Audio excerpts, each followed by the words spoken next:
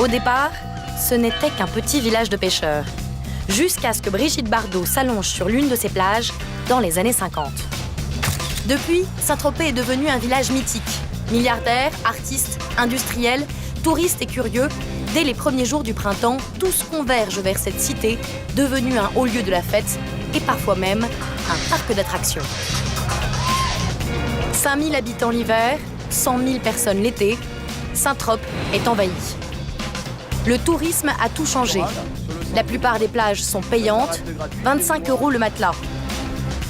L'immobilier a explosé, le mètre carré a atteint le même prix qu'à Paris. La mer est embouteillée.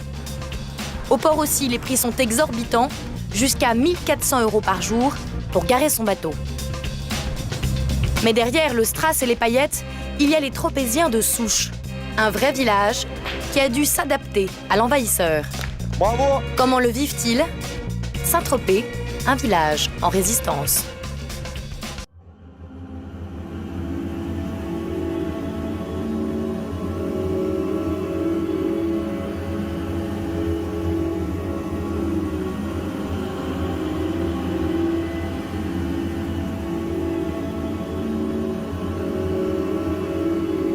Nous avons installé notre quartier général ici, sur le port de Saint-Tropez. Entre d'un côté, les yachts qui se servent de juin à septembre et de l'autre, les bateaux de pêcheurs résidents historiques des lieux. Le port est à l'image de ce village longtemps ignoré des touristes, mais connu des peintres pour la couleur de ses maisons et la beauté des couchers de soleil. Jusqu'à l'arrivée de Brigitte Bardot. Mais qui vit vraiment à Saint-Tropez? Quels sont ceux qui y résident même quand les touristes ne sont plus là? C'est ce que vous allez découvrir à travers ces personnes qui nous racontent cette histoire. Christophe est une espèce en voie de disparition. Dans le port de Saint-Tropez, c'est l'un des derniers pêcheurs. Il doit désormais travailler en naviguant entre les yachts. Ah, il est où, là? Jean-Claude est un résistant. Armé de son appareil photo, il traque les hélicoptères des milliardaires qui cassent les oreilles des villageois. Ils font partie de la carte postale tropézienne, les boulistes de la place des Lys. Champion de France, Christophe Facetta tente d'initier au rudiment de son art des étrangers quelque peu interloqués. It's good. Nicolas, c'est le vrai gendarme de Saint-Tropez. L'été, sa petite brigade doit faire face à l'explosion touristique, les fêtards, les agressions et les cambriolages.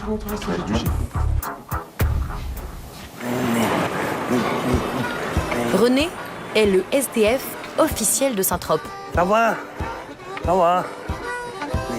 Il y a 10 ans, il est venu s'installer ici, Bonjour. à l'ombre des grandes fortunes. Merci. Et pour commencer, je vous propose de partir en mer, pas sur un yacht, mais sur un bateau de pêche. Jolie fille, luxe et discothèque. Chaque soir, Saint-Tropez passe ses habits de nuit. À l'heure où les fêtards embrasent les pistes de danse, un homme traverse le village, seul dans sa voiture.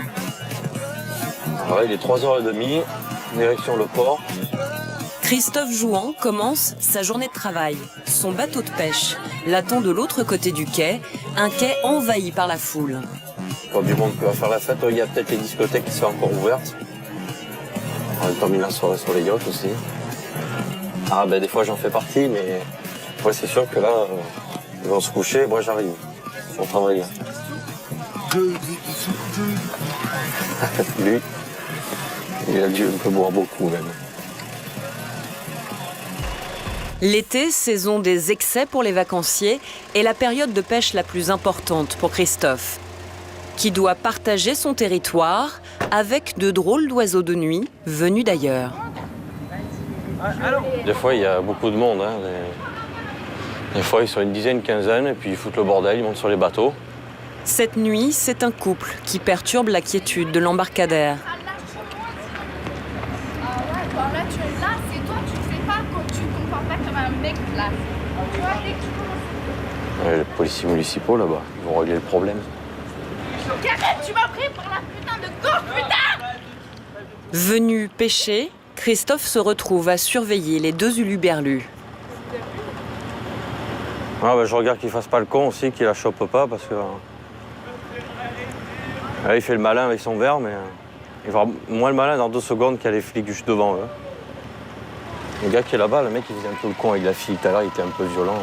On va faire attention. Apparemment, ils se connaissent bien. Ah ouais? La fille, elle ne va pas demander d'assistance ni rien. Donc... C'est pour tout permis en plus.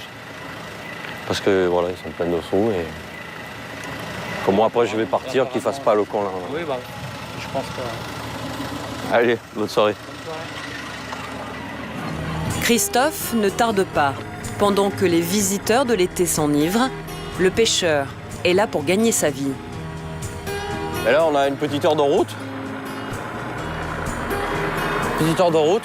Donc après, on va être obligé d'éteindre tous les feux pour bien y voir de nuit.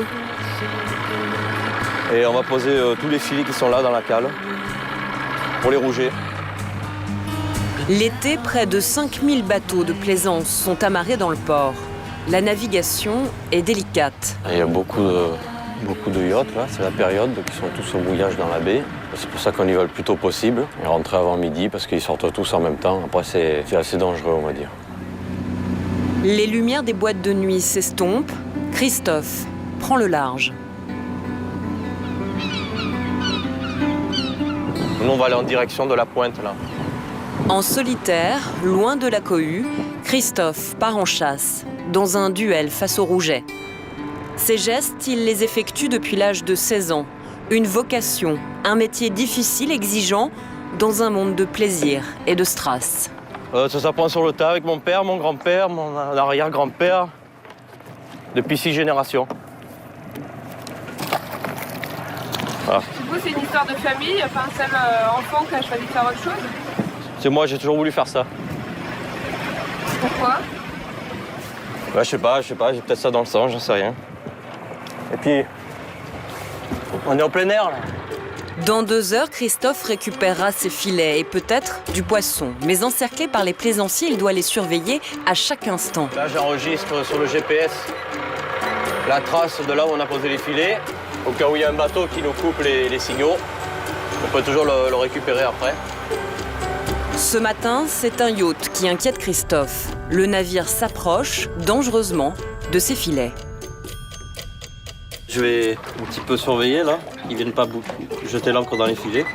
Ils arrivent, ils jettent l'ancre et puis ils regardent pas, ils voient pas qu'il y a le filet et puis après ils risquent de tout déchirer. Des fois ça arrive qu'ils posent l'ancre dessus et quand on le récupère, on leur demande de lever l'ancre. Une fois, il y en a un qui n'a pas voulu le faire parce qu'il nous a dit qu'il fallait une demi-heure pour remettre les moteurs en route, lever l'ancre et tout. Et il a bien été obligé de se déplacer. Mais face au navire des milliardaires, le petit pêcheur ne peut pas se montrer trop virulent. C'est des clients potentiels, on va rien dire. Mais au cœur du village, face aux envahisseurs, d'autres habitants organisent la résistance. Caché derrière ces buissons, armé de son puissant téléobjectif, Jean-Claude Molot traque les hélicoptères des milliardaires. Le retraité note toutes leurs allées et venues.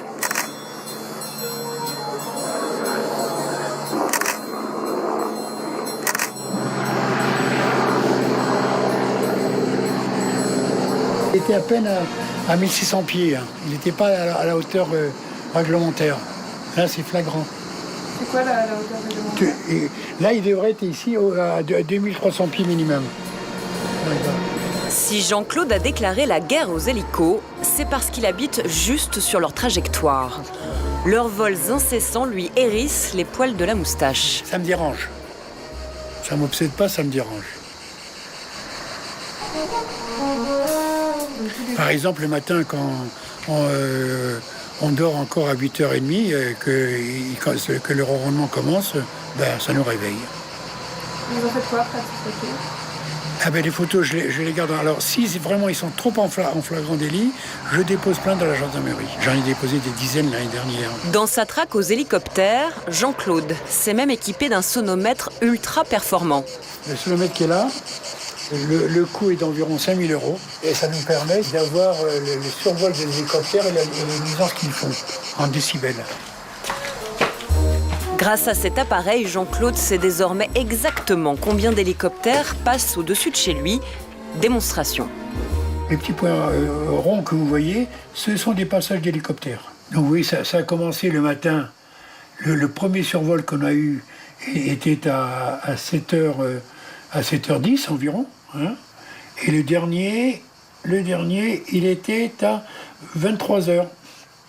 23h, soit 3 heures après la limite autorisée. Il y a eu quand même 32 survols sur le Front Maurier, avec quand même une moyenne, si vous voulez, de 69 décibels. 69 décibels, c'est beaucoup. Les autorités sanitaires évoquent des problèmes pour la santé, des 50 décibels, 19 de moins. Et ici, le nombre de vols aurait explosé en 10 ans. Ce sont le nombre de survols des hélicoptères qui ont survolé la presqu'île de Saint-Tropez en une semaine. Vous avez combien? Hein? Ça fait combien de vols? Là, en une semaine, ça représente au bien facilement 300 ou 400 vols minimum. C'est quand même pas mal. Et lorsque les compagnies d'hélicoptères ne respectent pas la loi, l'amende est seulement de 38 €, un montant dérisoire par rapport aux tarifs qu'elles pratiquent. Alors pour l'aider dans sa guerre du ciel, Jean-Claude a fondé l'association Altélico, avec désormais 4000 membres. Je dirais c'est environ 100 ou 200 nantis, entre guillemets, qui dérangent le golfe de Saint-Tropez. Il n'y a pas de raison, si vous voulez, qu'on vienne ennuyer 2 millions de personnes pour le bon plaisir. Nous, on prend bien la voiture, mais ils n'ont qu'à faire la même chose. Hein. Les hélicos sont prévenus. Pour faire respecter la loi, Jean-Claude Molot ne faiblira pas. Dans les airs, sur les routes, la presqu'île est saturée. Pour entrer dans Saint-Tropez, il faut parfois plus de 2 heures. Les villageois sont excédés, les vacanciers exaspérés. Le calme ne tient qu'à eux, les hommes en bleu, les fameux gendarmes de Saint-Tropez. Ce matin, ce sont Johan et Laurent qui veillent au grain. Là, on va longer, en fait, on va retomber sur le Tsar, le VIP, et puis on va rentrer. Sauf si tu veux rentrer maintenant, on te le dit. Mais à Saint-Tropez, l'uniforme n'inspire pas forcément l'autorité. Est-ce qu'on peut prendre une photo avec... Vous voyez avec mon collègue? Come. Ouais, c'est bon. This is gendarme Saint-Tropez, it's very famous. Non, merci, non. C'est pas possible? Non. Bon, ok. Merci. Bon, ben, une prochaine fois. Mais les képis, vous les avez quand? On les a toujours. Hein? On les a toujours. Ah, mais ce sera quand, alors? Ça sera quand quoi? Pendant les fêtes ou pendant les... Non, c'est pour des cérémonies militaires, on les met jamais. Ah, d'accord. Maintenant, c'est la casquette. Ils sont très beaux. Merci. Au revoir. Merci bien, au revoir. Depuis le film de Louis de Funès, les gendarmes se font traquer toute la journée par les touristes. Une habitude qui a fini par lasser le maréchal des logis-chefs. Je suis pas là pour faire prendre des photos. Il y a un gendarme là qui s'amuse, qui justement amuse les passants. Lui, éventuellement, il incarne vraiment les valeurs du film et ils peuvent le prendre en photo. Le faux gendarme, le voici. Sous les traits de Louis de Funès, Patrick, un imitateur professionnel, travaille à Saint-Tropez depuis 2 ans.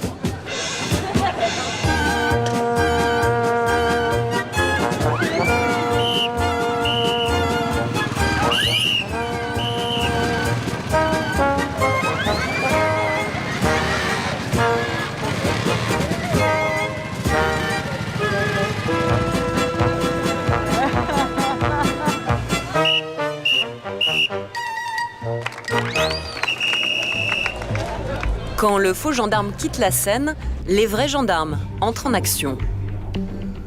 Dans le bureau du capitaine, Johan passe le relais à son collègue, Nicolas. À la gendarmerie, l'affiche du film trône au milieu de la pièce, mais la comparaison s'arrête là. L'été, les 25 gendarmes de Saint-Tropez sont sous pression. Cambriolage, vol, bagarre, des dizaines de plaintes sont déposées chaque jour et la brigade est vite débordée. Cet après-midi, Nicolas part en patrouille de surveillance. Après avoir quitté le centre-ville, il est appelé en urgence. Une agression vient d'avoir lieu dans un quartier chic du village. Pour indéterminer sur les circonstances, on va se rendre sur place. Apparemment, le ou les auteurs ont été mis en fuite et sont partis à bord d'un véhicule Seat gris, modèle ignoré. Nous, on va sur place et puis je vais balancer sur la conférence. Je sais plus sur le dispositif.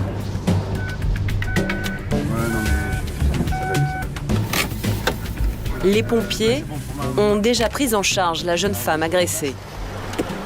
C'est une touriste coréenne. Nicolas commence à l'interroger. D'accord, au niveau blessure. Antoine, son coéquipier, recueille les témoignages des personnes qui ont assisté à l'agression. Une voisine et les 3 gardiens de la villa d'à côté, une sécurité privée. Oui, je venais de chez des amis là-haut, c'était 9h15, j'ai entendu hurler et j'ai vu 2 hommes sur une femme puisqu'elle avait les jambes nues. Elle se débattait et le chien à côté, j'ai cru que le chien l'avait agressée. Je suis venue en courant, j'ai cru qu'elle avait une crise de tétanie et quand j'étais à 1 mètre d'elle, j'ai vu les 3 messieurs qui sont sortis et les gens, ils ont vu, ils sont partis tous les 2. Les agresseurs n'ont pas hésité à blesser la victime. Comment ça s'est passé? J'allais avec mon chien pour faire un petit tour, pour faire pipi et il y avait 2 hommes. Oui. Ils vous ont frappé là ou c'est quand vous êtes tombé? Non, ils ont mis la main et ils vous ont posé au sol. C'est quoi comme bague vous avez? C'était une bague de valeur? C'était quoi? C'était un diamant. Qui coûte combien? 1 million d'euros? Une bague d'1 million, mais aussi un collier à 60 000 euros. Bandana, plus casquette. Donc eux, c'était les 2 individus qui étaient présents sur la voie. Voilà, qui maintenaient la femme à terre. D'accord. Ouais. L'homme au t-shirt bleu est le mari de la victime. Il est affolé. And I was taking out of Central Hotel and I'm driving and I'm going like 70. All of a sudden I see a car, I hear something. I see a car going 200 in the middle of the road, all the way to Amateur. Ils ont dit qu'ils faisaient partie de la police. Oui, tout à fait. Ouais. D'accord. Ils ont hurlé police, bougez pas, police. Ils avaient rien dans leurs mains, vous avez pas vu si plus on approchait, plus on voyait, donc c'était des cas. Et plus on avançait, on a avancé à 3 dessus. Combien de mètres de vous? On était là, ils étaient là. Il y a à peu près une dizaine de mètres. Ça arrive souvent ce genre d'agression en plein jour comme ça? Les agressions en plein jour, non, ça n'arrive pas souvent. Le problème, c'est que maintenant, ils n'ont plus peur. Les auteurs n'ont plus peur, ils se prennent pour n'importe qui. Et puis voilà, ça fait des victimes comme la dame qui est dans le camion. Et puis tout le monde est un peu perdu, la dame est choquée, et voilà. La voisine qui a assisté à la scène est désabusée. J'habite Saint-Tropez et je me sens pas en sécurité. Je me sens pas. C'est un petit village de pêcheurs, mais il y a tout ce qu'il faut, police et tout. Mais l'été, ils sont débordés. Il faudrait que le gouvernement envoie 100 gendarmes de plus, 50 CRS. C'est une presqu'île. La plupart, ils volent, ils s'en vont en bateau alors. Fin des interrogatoires. La victime est amenée à l'hôpital. Pour Nicolas, ce vol est la signature du grand banditisme. S'en prenant à cette dame-là, ils avaient la certitude de prendre, à mon avis, ce qu'ils étaient venus chercher, c'est-à-dire une bague de très très grande valeur. La victime me dit 1 million d'euros et un collier de 60 000 euros. Donc on ne porte pas toujours ces bijoux-là quand on promène son chien. Donc je pense que c'était très ciblé et qu'ils étaient assez préparés à faire ça ce matin. C'est le vol le plus cher que j'ai fait sur Saint-Tropez. Ils prennent le même risque en commettant ce genre de fait et en essayant de prendre ce genre de butin que de prendre un butin moindre en faisant les mêmes choses ailleurs. Donc ils ont une logique qui est la leur. Quitte à risquer tant d'années de prison, tant qu'à faire, essayer de prendre le maximum possible. C'est pour ça que Saint-Tropez attire la délinquance. L'affaire est trop importante. Les gendarmes de Saint-Tropez vont devoir confier l'enquête à la brigade de recherche.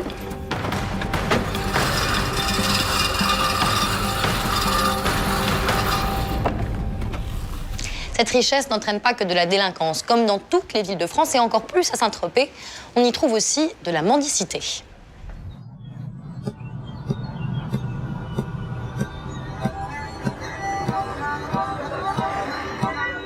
Casquette et débardeur, allure de vacancier, René, le SDF de Saint-Tropez, se balade sous les palmiers. Accompagné de sa chienne Nikita, René se rend au village 2 fois par semaine pour faire la manche. C'est la même routine toutes les semaines? Oui, toutes les semaines.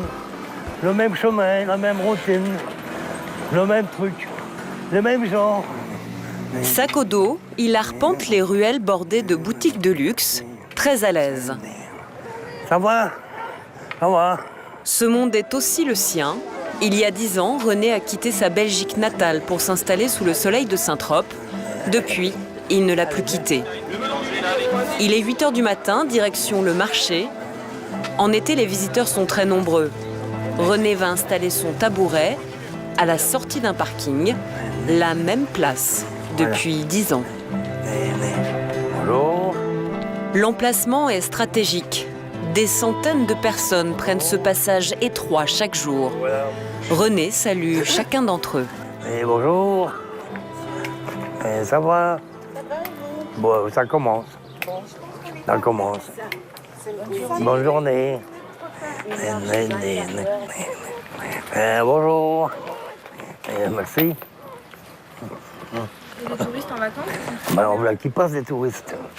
Ben, ils n'ont pas mis grand-chose, non. Des pièces rouges. J'ai eu qu'une fois, 100 €. C'était qui? Je sais pas, bonjour. Un qui ne voulait pas que je reste dans le couloir faire la manche. Il m'a donné 100 bonjour. Bonjour. Il m'a demandé combien je faisais, je lui ai dit 100 €, il m'a donné 100 € et puis il est parti. Bonjour. J'aurais dû 1000, il m'aurait peut-être donné 1000 €. Malgré les pièces rouges, mendier à Saint-Tropez, c'est plutôt une bonne affaire. En venant seulement 2 fois par semaine, René arrive à gagner l'équivalent d'un petit salaire. Parler avec les gens, être poli avec eux et tout ça, c'est quelque chose qu'ils voient. Gagner un peu d'argent à l'ombre des grandes fortunes, c'est ce qu'espèrent beaucoup de SDF qui viennent à Saint-Tropez. Chaque été, ils sont plusieurs dizaines, plus que la moyenne nationale. René, lui, reste toute l'année, c'est un résident à temps plein. À la fin du marché, René lève le camp. Ça y est, c'est fini? Ouais. Ça a été aujourd'hui? Bon, je sais pas, je vais voir ça au bureau de tabac. On y va. Bonjour. Allez-y, allez-y. Merci. Direction le centre-ville, où René va échanger ses pièces.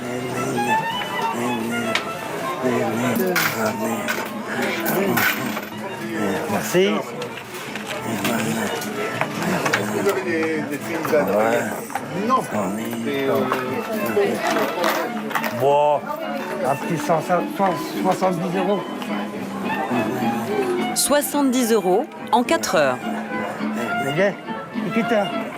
Avec cet argent, René va pouvoir faire ses courses. Excusez-moi. Vous me gênez, là. Ça va, Eric? Ça, c'est mon ami Eric. On va aller lui dire bonjour. Venez, venez, venez. La vedette, c'est moi, hein. Allez, pardon. Ça va? Je vous avais promis, hein. Ah ouais? C'est le moment de parler, hein. Ah. C'est le doyen, hein, du magasin. Il a droit à tout ici. Ah oui, rien du tout. Je vais chercher à boire pour le chien. Tu connais René depuis qu'il est arrivé sur Saint-Tropez. Parce que c'est un gentil SDF qui n'a jamais posé aucun problème et qui s'est intégré parfaitement à la vie locale de Saint-Tropez. Il est bien, il est calme, il fait son petit business, il est tranquille. Du céleri. Avec ce qu'il gagne sur le marché, René, le SDF, peut survivre sans problème. Du balcon, du céramé. Vous avez gagné, vous arrivez à... Bah ouais. Ouais, je gagne. Jusqu'au mardi. Avec la cigarette, jusqu'au mardi. On fait comme d'hab? Hein? On fait comme d'hab? Ouais. 3 jours d'autonomie en une seule matinée de manche. Il achète, il paye, comme tout le monde. Et même avec eau minérale pour Nikita, Saint-Tropez est à la hauteur de sa réputation. Hein, la grosse? Tiens. Voilà. Le quartier ici, ça va, c'est un très bon quartier ici. Ils sont sympas avec moi. J'ai tout ce qu'il faut quand il me faut. Je suis à n'importe quel magasin, boulangerie, même quand j'ai pas d'argent, ils me donnent à manger. Mais c'est plutôt rare que j'en ai pas. Sur le trottoir, René bénéficie même d'un room service. Si? Le petit café. Un café avec une petite goutte de luxe. Ouais, mais... C'est un petit café avec un petit cognac de 15 ans d'âge dedans. Hein. Bon, je bois un coup. Hein.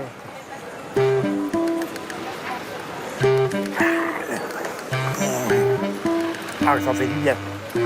Oh, on sent passer, celui-là. Dans cette ruelle du centre, René le sans-logis remplit sa coupelle peu à peu et regarde passer les nantis sans amertume. Merci. Au revoir. Allez, tu peux passer avec ta Porsche. Ça vous dit qu'un point, je dois ces boutiques de luxe. Non. Toi, loin de me mettre sous. Les Porsche, les Ferrari, les Lamborghini, n'importe quoi. Ça me fait rien du tout. Rien du tout. Quand je vois le pognon, ça me... Les villas et tout ça. D'ailleurs, là où je dors, il y a tout plein de villas. Avec ça. Alors. René est indifférent à l'argent, mais pas aux femmes. C'est trop flasque. Et plutôt exigeant.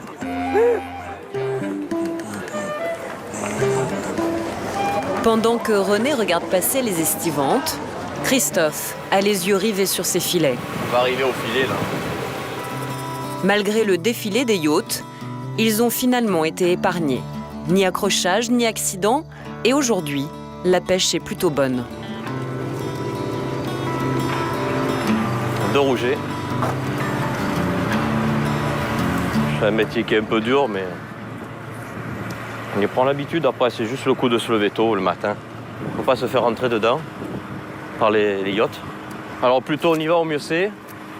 Parce qu'après, entre 10h, midi, jusqu'à 3-4 heures l'après-midi, c'est l'autoroute, carrément, et ça vient dans tous les sens. Et dans la baie de Pampelonne, des fois, on ne peut plus travailler tellement qu'il y a de bateaux qui traversent. C'est dangereux. Il est 11h, les plaisanciers commencent à envahir la mer, avec parfois de drôles d'embarcations. Il y a, je ne sais pas ce que c'est, un bateau rapide là devant. Faire attention. Il n'est pas énorme, mais il va vite. C'est quoi ce truc? Il est pas large, hein? Il est bizarre ce bateau là. C'est sûr qu'on aimerait bien y être un peu de temps en temps à leur place. Mais les gens, quand ils viennent ici, oui, c'est vrai que bon, ben, c'est des beaux bateaux, des gros bateaux. Mais on a pris l'habitude. Hein. Ça fait partie du décor. On fait plus attention. Quoi.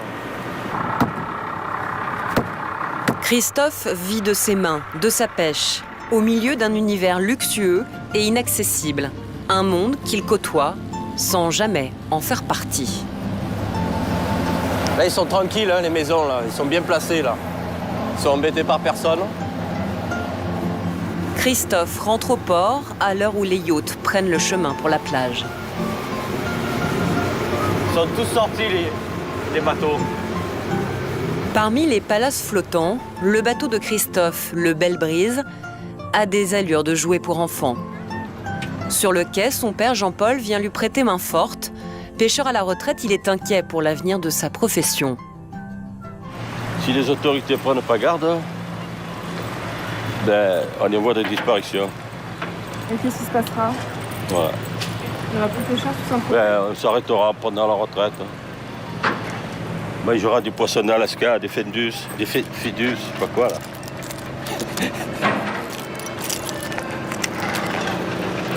Et on ne sera plus là pour faire l'animation.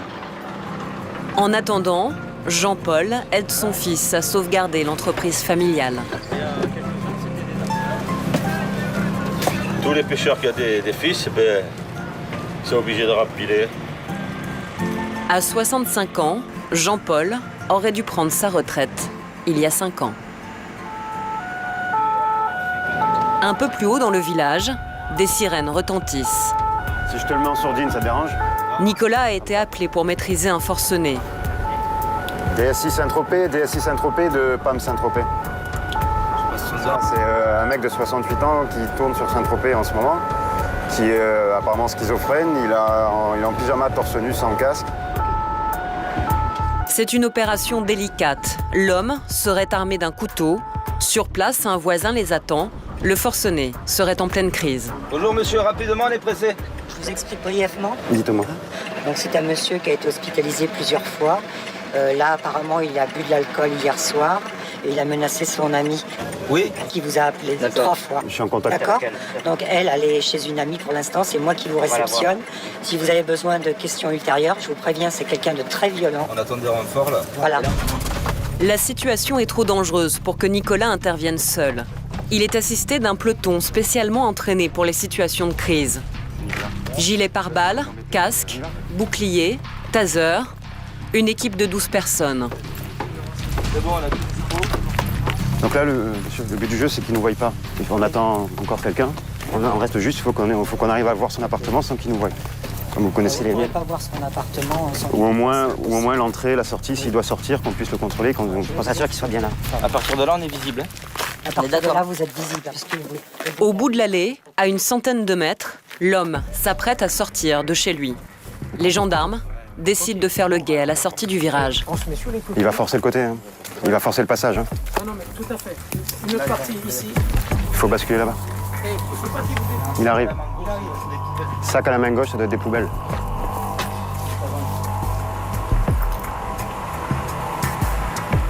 Il est prêt là. Hein. Il va tourner. Là, il a ralenti là, les gars. Allez, go, go, go, go, go, go, go, go, go, go, go, go, go, go, go. Allez. Bougez pas, monsieur, bougez pas. Bougez pas. Bougez pas. Qu'est-ce que j'ai fait? Ici. Donnez le bras, monsieur. Il est où, Moss? Là, je suis. C'est bien lui, Moss? Donnez le bras, monsieur. Donnez le bras. C'est lui. C'est lui, c'est la bonne identité.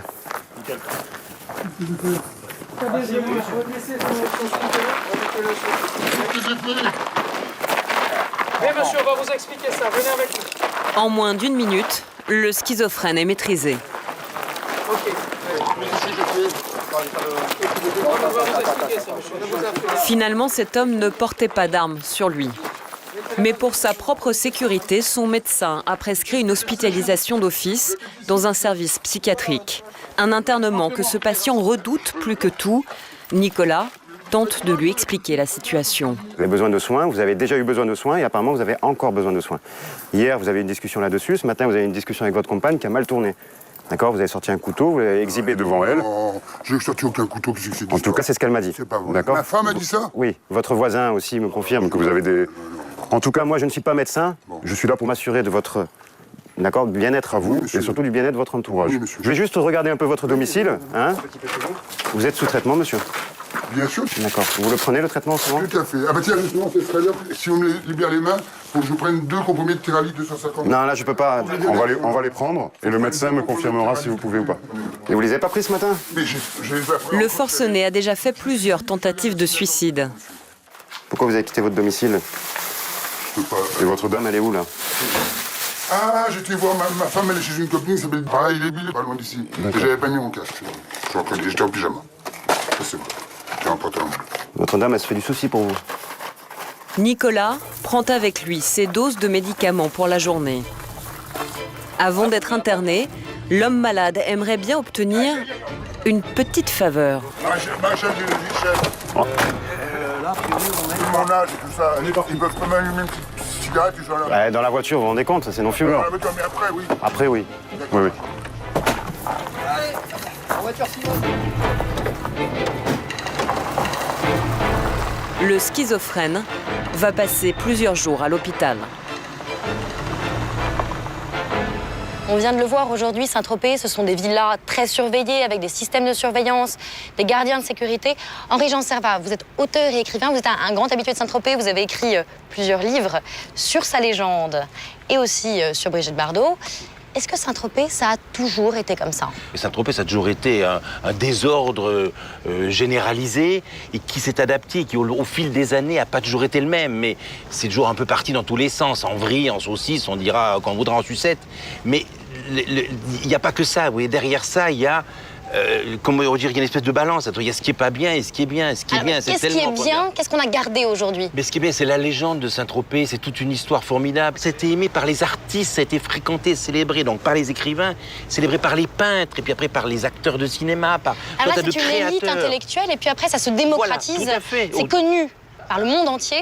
Et ça, c'est Brigitte Bardot. Alors comment ça se passe? Ce que Bardot a propagé au cinéma, à partir de Dieu crée la femme, c'était un univers de vacances, un univers d'inconscience, d'insouciance, de beauté, de grâce, de charme. C'était le paradis perdu, c'était le bonheur retrouvé, ça a été les surprises parties, c'était la musique yéyé, ça a été le flirt, c'était on pouvait s'embrasser sur la bouche, on pouvait sortir avec qui on voulait, on pouvait danser. Mais ça va faire avec les une fous. libération Voilà, il y avait une une libération des sentiments, une libération des corps. On dit quand même que l'esprit a changé. Est-ce que vous êtes d'accord? Est-ce que Mais l'esprit de Saint-Tropez a changé? Bien sûr que l'esprit a changé parce que on peut pas dans une petite ville qui est faite et qui a 5000 habitants à longueur d'année, on peut pas tout contenir et tout bon. Mais après quand il y a eu tous les débordements qu'on peut imaginer, des histoires de drogue, des histoires sexuelles, il y a tout un tas de sarabande. Et puis cette invasion perpétuelle de gens, pas forcément chics, pas forcément distingués, mais chacun a le droit de vivre, qui viennent contempler les bateaux, qui viennent lécher des glaces, ils viennent voir, c'est une vitrine Saint-Tropez. Une fois je dis c'est le mélange de la vulgarité la plus totale et aussi de la pudeur la plus secrète. Ici aussi qu'on vient finalement, on vient pour chasser la star aussi. Mais voilà, chasser là cette image scandaleuse. Et ce qui est amusant, quand vous voyez le port qui est derrière moi, quand on sort du port là-bas, vous verrez, vous voyez le petit phare, la rouge, ça c'est l'endroit où se cachent les paparazzis généralement pendant l'été. Ou en bas, autour du phare, en bas. Et quand les bateaux sortent avec tout un tas de gens qui sont sur le bateau, les gens se cachent pour pas être photographiés. Quand vous avez des vedettes américaines qui ne veulent pas, ou des gens qui ne veulent pas se faire remarquer, et ils commencent à sortir là-bas quand le bateau passe là-bas. Et c'est là que les photographes immortalisent un tel et un tel sur un bateau qui flirte et puis après qui partent au large. Des rues bondées, des prix qui explosent. Pour les Tropéziens, la vie aujourd'hui à Saint-Tropez n'est pas toujours facile, mais elle présente aussi des avantages. 8h du matin, premier geste de la matinée pour Christophe, un thé et une petite prière. Ça, c'est quoi? Ça, c'est comme dans toutes les maisons de Tropéziens. Saint-Tropez, ouais, je vais te montrer. Voilà, le buste de Saint-Tropez, avec les bouquets bénis de l'année. C'est la protection pour l'année. C'est normal, quand t'es tropézien, t'as ça. C'est obligé, j'ai pas de croix, mais j'ai Saint-Tropez. Voilà, c'est ouf. Et ça, je vais te montrer aussi, si tu veux. Voilà, et ça, c'est la médaille de Saint-Tropez. Tu vois, tous les Tropéziens ont une médaille de Saint-Tropez. Donc moi, je la mets pas pour travailler parce que j'ai peur de la perdre, donc je la laisse chez lui. Et il me la garde jusqu'à l'année prochaine. Christophe voue un véritable culte à Saint-Tropez, son village. En route pour l'aventure. Pourtant, chaque matin, c'est en moto qu'il s'y rend. L'immobilier est trop cher, Christophe ne peut plus vivre à Saint-Tropez, mais à Cogolin, à 10 km. Et comme beaucoup de jeunes de sa génération, Christophe a dû s'adapter. C'est grâce au tourisme qu'il gagne sa vie. Christophe est guide sur un bateau. Et ça brille, hein. 9h, l'équipage est sur le pont. Salut. Ça va? Après des études de biologie, ce n'était pas la carrière qu'il espérait. Mais pour travailler à Saint-Tropez, c'était la seule solution. On prépare tout pour que le bateau soit en place. Après, on ira se mettre à quai là-bas. Il faut amarrer le bateau de l'autre côté du port avant que les touristes n'arrivent. Problème, les yachts prennent toute la place. Ouais. On essaye de se rapprocher du stand de vente et on a la place là, mais tu sais, Saint-Tropez, il y a tellement peu de place que toutes les annexes, tu vois, des yachts qui sont dehors, le matin, ils vont faire les courses, donc ils se mettent un petit peu où il y a de la place. C'est là où il faut gérer.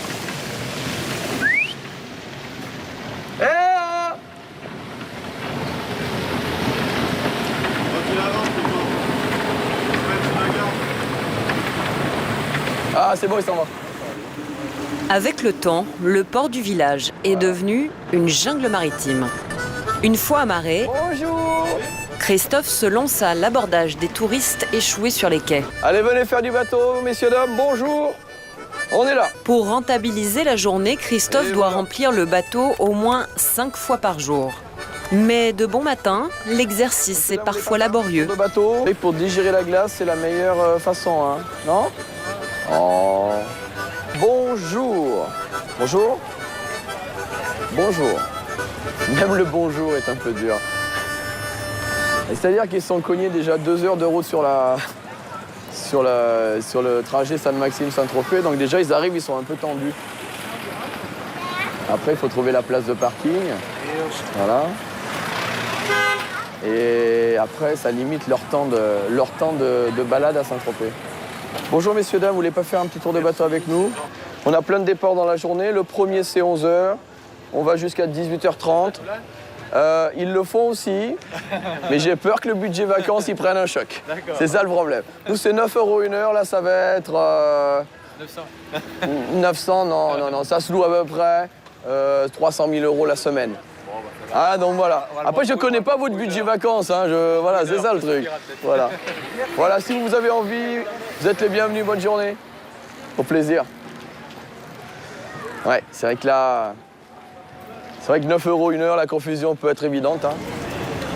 Sur le port, les touristes passent au pas de course. Voilà, ça c'est des groupes de gens qui font un passage éclair de 45 minutes à Saint-Tropez, en courant, et qu'on n'a jamais. Voilà. Ouais, c'est des gens de bateaux de croisière ou des tours opérateurs, mais c'est vraiment du rapide. Bonjour. Good morning, number 7. How are you doing? Ah non, pas de problème. 3 places? D'accord. S'il vous plaît. Vous êtes de quelle région? La région Rhône-Alpes. Rhône-Alpes, d'accord. De l'Isère.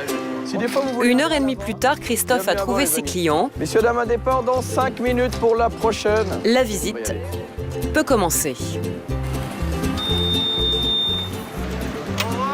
See you never.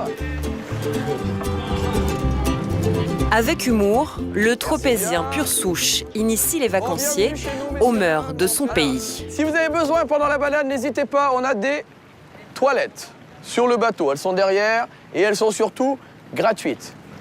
C'est un peu les seules qui restent hein, chez nous. Donc voilà, tu profites. Toilettes gratuites, on a à boire à 2 € si vous avez soif. C'est rare aussi dans le coin. On est le bistrot le moins cher avec la plus belle terrasse, vous allez voir. Les touristes sont embarqués sur la Rose des Vents pour 1 heure de visite. Voilà, les maisons, elles sont super bien intégrées dans la végétation.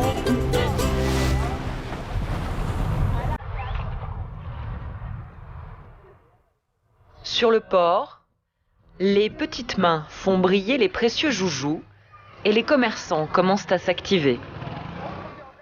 3 fois par semaine, Jean-Paul Jouan vend le poisson pêché par son fils au marché de Saint-Tropez.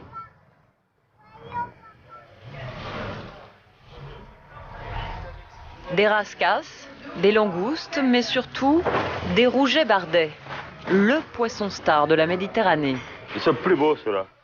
La famille de Jean-Paul vend dans cette halle aux poissons depuis 6 générations. Un marché très codifié, d'un côté les poissonniers, de l'autre, les irréductibles pêcheurs. Ce matin, tu veux des rougets? Jean-Paul est seul derrière son étal et malgré la concurrence des poissonnières, ces rougets partent par poignées entières. Tu te les choisis ou? Ouais. Ça, celui-là il est bien beau. Celui-là est bien beau. Il est beau, il est beau. Il est beau et tout frais le poisson. Le lavabo. 1, 2, 3, 4, 5. Allez, on donne plus celui-là. 6, 7. 7. C'est bon. Impeccable. Ok, on peut avoir 30. Tiens. Voilà. Hop, ça s'envole. Non, ça ne vole pas. Moi, je les tiens bien, les sous. Si tu me les gardes, je reviens. Je vais faire mon marché. Je reviens.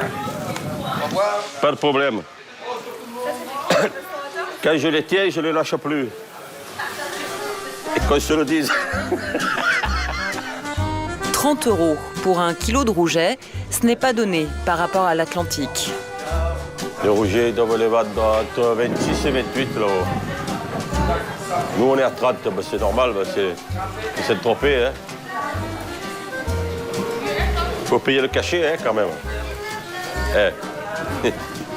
Et si Jean-Paul peut vendre aussi cher, c'est qu'à Saint-Tropez, la clientèle est fortunée. La plupart de ses acheteurs sont des touristes ou des chefs de restaurants huppés. 2 kilos, hein. Alors, monsieur est le chef cuisinier du Club 55. Du coup, vous achetez toujours le poisson ici sur le marché? J'essaye, mais il n'a pas assez. Célèbre cuisinier de Il travaille pas assez, Jean-Paul. Hein? S'il ne travaillait plus, Jean-Paul, Ouais. il pourrait m'en vendre plus. De quoi, des rougets? De rouget. Ah ouais, ben là, après, les dorades, je les fais pas, moi, tu le sais. Je te ferai le bon après, hein. Je te donnerai après-demain. Ou après-demain, parce qu'ils annoncent le Mistral. Jean-Paul, merci. Ils annoncent 3 jours de Mistral, on va prendre un peu des vacances, là. Eh ben, écoute. On n'est pas comme les Bretons, nous, le moindre vent, hop, on ne sort pas du port. C'est bien connu, ça. Ben, c'est vrai, quoi. C'est pas comme les Bretons. Hein. Si vous étiez comme les Bretons, ça ne serait pas pareil. On en profite pour se reposer, rester dans le lit avec la femme. Tout à fait. Et voilà. En moins de 3 heures, Jean-Paul a écoulé toute sa marchandise, sans trop se fatiguer. Des ventes faciles, une belle clientèle, mais à quel prix? Quand j'ai commencé la pêche avec mon père, il n'y avait pratiquement pas grand monde sur l'eau, hein, à part des pêcheurs. Maintenant, c'est le désastre pour nous. Il nous gonfle vraiment, le bateau. Hein. Mais bien, il nous gonfle. Puis même, je pourrais vous dire que s'ils pouvaient nous envoyer l'argent par la poste et rester chez eux, ça ne serait pas plus mal. En attendant de recevoir l'argent par la poste, Jean-Paul en empoche déjà quand même un peu, voire un peu beaucoup. Vous avez gagné combien? Ah, ça, faut pas le dire, ça. Quoi, c'est tabou? Une misère. C'est tabou? Non, mais... Contrairement à son poisson, l'argent de Jean-Paul n'a pas d'odeur. Dans le village des contrastes, on n'est plus à un paradoxe près.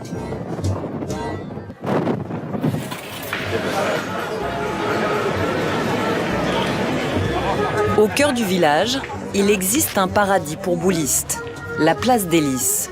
Dans ce lieu mythique, les meilleurs joueurs de pétanque s'affrontent depuis plus de 100 ans. Ici, la pétanque est le sport national et les champions du pays, Richard et Christophe. Les 2 boulistes ont déjà été champions du monde et de France amateurs. C'est le 4 anglais. Là, c'est le 4 anglais, c'est des basiques qu'il faut faire. Aujourd'hui, les 2 compères doivent donner un cours d'initiation à la pétanque à des vacanciers anglais. Christophe a lancé ce concept il y a 1 an. Pour les cours, les 2 professeurs ont même prévu un uniforme. On a eu la chance d'être champion de France, donc apparemment ça plaît aux étrangers et ils aiment bien qu'on mette les maillots bleu, blanc, rouge. Pour faire plus typique, le cours aura lieu au cœur même de la place, au milieu des locaux. Pendant que Richard prépare les ateliers, Christophe va chercher les touristes anglais dans un hôtel de luxe du centre-ville. En anglais, c'est pas simple du tout. On a appris des bases techniques, quoi, des mots vraiment techniques d'anglais pour pouvoir communiquer, puisque c'est des gestes de lancer, etc. Et en fait, on apprend les bases comme à quelqu'un qui n'a jamais touché une paire de boules. Voilà. C'est-à-dire, il ne sait pas si elle est ronde ou carrée. Quand il repart, il sait qu'elle est ronde quand même. Bonjour Jocelyne, ça va? Bonjour, ça marche? Très bien, très bien. Voilà, alors on est venu chercher nos amis anglais. Alors, nos amis anglais nous attendent. Allez, on va les chercher. Les touristes anglais ont payé 200 € pour 2 heures de cours. Voilà, monsieur. Mon professeur. Voilà. Good afternoon. Hello. You speak French? No. Just a little? No, whatsoever. Non, bonjour, non, j'ai les mains sales. Bonjour.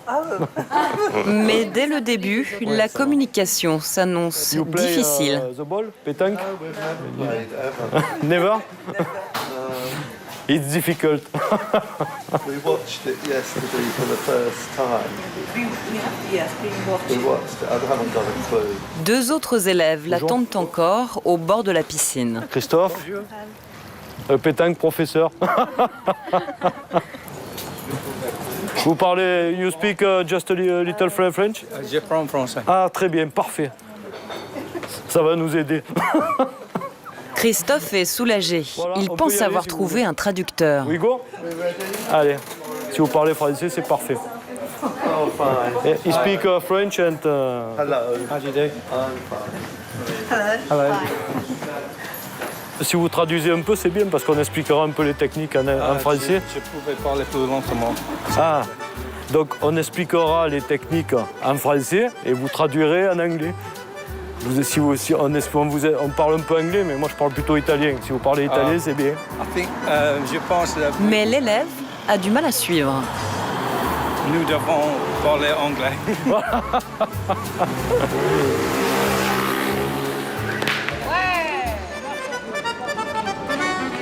Entre eux, c'est un dialogue de sourds qui s'installe. Le Français est champion? Champion de France, ouais. Oui. Yeah. C'est le maillot bleu, blanc, rouge. Et on a été champion du monde de sport I've amateur. only met one champion before, Hein? and that was Bobby Charlton. World champion football. À Rimini, en 2008, on a été champion du monde de sport amateur. You understand? Non. Christophe fait une ultime tentative. Je vais essayer de parler doucement. Yeah, you understand? Je parle doucement. Non, anglais. Anglais. Encore raté. Christophe doit se résigner à faire le cours en anglais. Sur la near the place des Lys, Saint-Tropez. And it's for the basics of pétanque. You understand? Basics. Yeah, basics.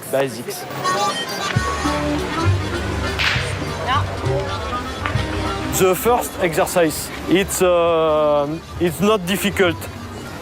You take the ball, donc comme ça, là, and the ball, elle roule là, and the objective is here. Oh. Alors, you take the ball. Oh, it's behind. Yeah, it's not. That's No, like 10 it's pin not bowling. good. Yeah. It's 10 pin bowling. The fingers are comme ça. Là, là. Là, là. OK. Yeah. It's good. Les explications sont approximatives, mais le touriste anglais a au moins l'impression d'être entré dans le sein des saints. No, but I've always wanted to play. Oh, yeah? I see the men. I was just shy or embarrassed to try.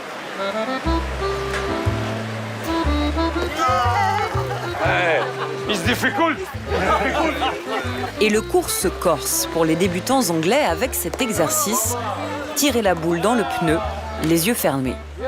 Pour Richard et Christophe, c'est une méthode infaillible.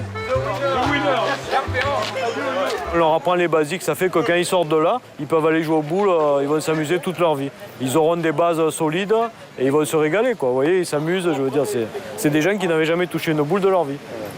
Bon, Richard, viens, on les salue, c'est bon. On va laisser, ouais, ça fait l'heure. Allez.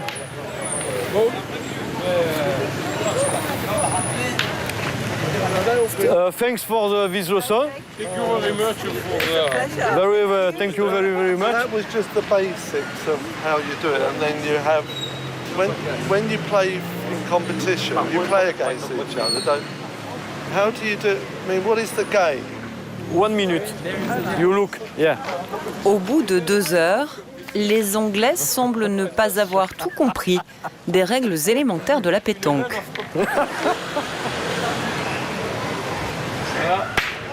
Have they just won? Has somebody just won that little game? Is that points? Do you get points for doing that? Yeah, the point is for the competition. So that was just 1 point or something. All right. 3 balls. 13 points. It's the competition. The objective is 14 points. Petit problème de traduction. You are the winner.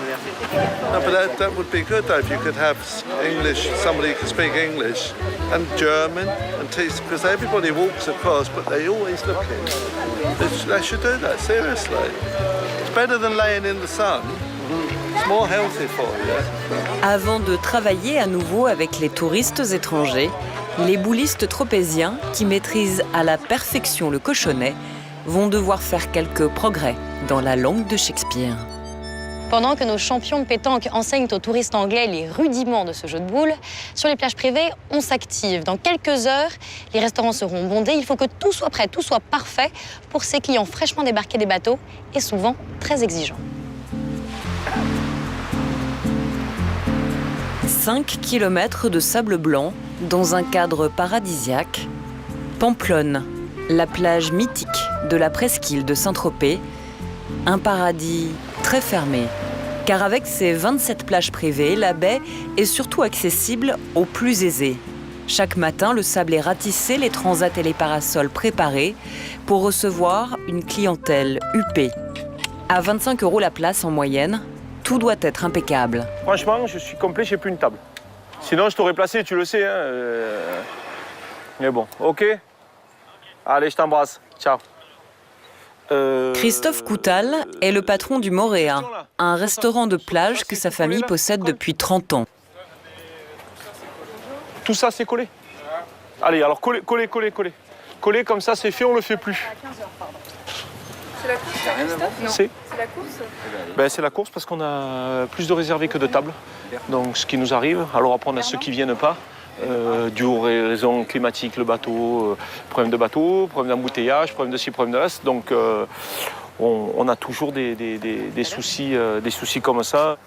Comme chaque jour pendant la saison, Christophe attend près de 500 personnes, rien que pour le service du midi. 500 privilégiés qui vont pouvoir déjeuner les pieds dans l'eau. Et là on est bon sur tout, hein. Que Simon 5. Vous impliquez toujours tous les jours il ne sait pas que je m'implique, c'est que je suis à 100% impliqué. Et puis je vais vous dire quelque chose, des gens qui ont fait que 6 mois de l'année, nous, hein, donc il ne manquerait plus que je ne sois pas là. J'ai 4 mois où je suis en vacances, ça me suffit largement. Il est 13h, la plage commence à se remplir. Les premiers clients de Christophe arrivent par bateau. Allez, viens. Au centre du restaurant, il reçoit lui-même tous ses clients. Tu es combien? 2? Ah, 4. Richard, à la 75, s'il te plaît. Allez, c'est parti. Ça va, ma chérie? Oui. En forme? Tout va bien? Comme t'es que sur 15 heures, tu bois un coup. Et il les chouchoute, les uns après les autres. On fait comme d'habitude. Ça va, ma chérie? Très bien, toi. Allez, venez, monsieur Gillon. Nai, nai. Oh, putain, attends. C'est obligatoire de dire bonjour, de saluer les gens, de les flatter, de les remercier. Merci, bonne journée. Au revoir. C'est le moindre minimum. C'est quoi? C'est le strict minimum. Ils viennent chez vous, ils vous laissent de l'argent. De l'argent, cette clientèle venue d'ailleurs lui en apporte beaucoup. À 55 € en moyenne par personne, Christophe réalise chaque année un chiffre d'affaires de 3 millions d'euros. À sa manière, il profite aussi du mythe de Saint-Tropez. Et ça fait, allez, depuis 30 ans que j'entends Saint-Tropez, c'est fini, Saint-Tropez, c'est mort. Alors je vais vous dire quelque chose, vous pouvez le dire à tout le monde. Vous allez à Punta del Este, c'est le Saint-Tropez d'Uruguay. Vous allez à South Beach, c'est le Saint-Tropez de Miami. Vous allez à Cancun, c'est le Saint-Tropez 2, c'est le Saint-Tropez 2, c'est le Saint-Tropez 2. C'est toujours le Saint-Tropez 2. Mais croyez-moi, Saint-Tropez, ça marche toujours autant. Je pense que Saint-Tropez, ça restera. C'est un endroit magique. On peut faire ce qu'on veut, on peut le dénigrer, mais ça restera toujours un endroit magique. Un endroit magique, mais une zone réservée aussi, à laquelle le touriste moyen peut difficilement accéder. Pour rendre la plage aux villageois, une femme est partie en croisade. Depuis plus de 10 ans, Nicole Tronche se bat pour défendre le libre accès du public à la plage. Le site de Pamplonne est classé espace naturel remarquable. En théorie, aucune construction ne serait donc possible. Il y a 5 ans, Nicole a obtenu de la justice un réaménagement de la plage, mais aujourd'hui, il n'est toujours pas appliqué. Comme vous voyez la plage qui est là, c'est que les matelas vont jusqu'à la mer, donc ne respectent même pas la bande des 100 mètres. Il n'y a aucune loi, chacun fait ce qui lui plaît, aménage comme bon lui semble. Et ça, je trouve que c'est pas normal. Les plagistes ont pris un avocat parce qu'ils espèrent bien pouvoir changer les choses, mais nous irons jusqu'au bout parce que je trouve que les lois de la République, ça doit être appliqué pour tout le monde. C'est valable pour tous, aussi bien pour Pamplonne que pour les gens qui ont de l'argent, que ceux qui n'en ont pas. Sinon, alors, c'est la révolution et c'est n'importe quoi. Mais le combat de Nicole met en péril les bonnes affaires des plagistes. Depuis qu'elle a décidé de faire régner la loi sur Pamplonne, Nicole est devenue une bête noire, quelqu'un qu'on aimerait même bien voir disparaître. Nous sommes des gêneurs, voilà. Quand on veut faire appliquer la loi, on gêne. Et alors cette nuit, de nouveau, à 2h06 exactement, j'étais réveillée et on me disait nous savons, vous n'avez pas besoin de savoir qui nous sommes, nous savons qui vous êtes, on aura votre peau. Malgré les menaces, Nicole continue à livrer bataille. Dans son combat, elle peut compter sur le soutien des membres de son association. Ce qui nous manquait pour que ce dossier soit solide, c'est que nous fassions, à la suite de la commission, un mémoire pour dénoncer tout ce qui n'allait pas dans les précédents comptes rendus.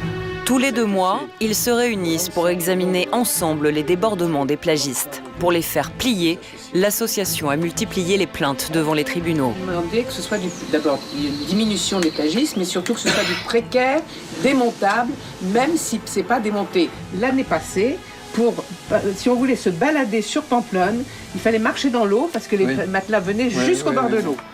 Donc là, il y a encore beaucoup d'infractions. La loi littorale doit être une des lois les moins bien appliquées du monde, hein, pas de problème. Si nous ne faisions pas ces actions, qu'est-ce que ça deviendrait? Ça deviendrait du béton de Marseille à Menton, hein. On s'appelle. On fera l'Assemblée Générale en septembre. En attendant l'application de la loi littorale, les touristes et la jet-set continuent de festoyer sur le sable de la baie.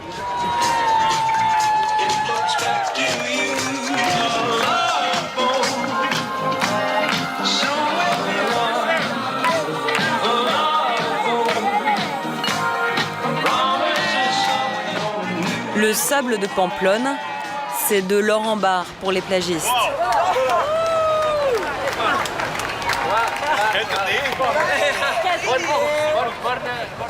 Tant pis pour les écologistes, pour Christophe. Le business continue. Et vous regardez, c'est bien de la filmer, la plage publique, elle est à moitié vide. Elle est à moitié vide. Et la plage privée, elle est pleine. Et la plage privée d'à côté, elle est pleine. Donc moi, je ne vois pas vraiment, personnellement, ce que ça gêne. Qui ça peut gêner? À part 4 ou 5 jaloux qui sont jaloux parce que les affaires elles font un peu de bruit, parce que ci, parce que là, parce que les hélicoptères, ouais, mais on ne peut pas faire. Je veux dire, c'est qu'on ne fait pas une omelette sans casser des œufs. Le bras de fer entre les plagistes et les associations écologistes se joue désormais au sommet de l'État. C'est la plus haute instance de la République, le Conseil d'État, qui va devoir décider du sort de Pamplonne. Au large, Christophe, le guide touristique, poursuit sa visite sur une mer bien agitée. Ça va bouger. Voilà, tu t'accroches à ce que tu peux. Hein. Oui, alors c'est normal. Les seules vagues qu'on ait là, ce sont les vagues qui sont faites par les bateaux. Parce que nous aussi, à Saint-Tropez, on a des heures de pointe. Pas spécialement que sur la place des Lys à la pétanque. C'est l'heure à laquelle les yachts vont à la plage ou reviennent de la plage. Et c'est eux qui font ce qu'on appelle de la houle mécanique. Bien accrochés à la rambarde, les touristes regardent les yeux écarquillés ce luxe inaccessible. Pendant 1 heure, Christophe leur raconte l'histoire de son petit village transformé par des envahisseurs de toutes sortes. Donc nous voilà dans le Golfe, 5000 hectares de superficie, 5 km sur 10.